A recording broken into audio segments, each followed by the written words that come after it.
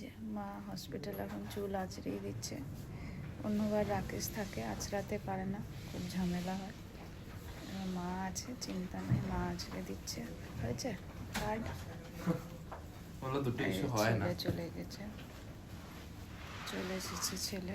এবার মা বাড়ি যাবে, ছেলে থাকবে। এরকম পালা দিয়ে থাকা হচ্ছে হসপিটালে।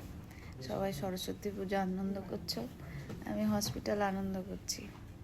তবে কালকে গিয়েছিলাম, একটু দর্শন করে এসেছি, মা সরস্বতীর দর্শন করেই হসপিটালে এসেছি। বেনুনি হবে মা? একবার বেনুনি করে দাও, তাহলে গাঁট লাগবে না। চলো এখনকার মতো রাখি। আজকে আর কোনো ফেসবুকের টিপস দিচ্ছি না, কারণ দেওয়ার মতন ক্ষমতা নাই। টাটা এখনকার মতো। সেলাইন চলছে।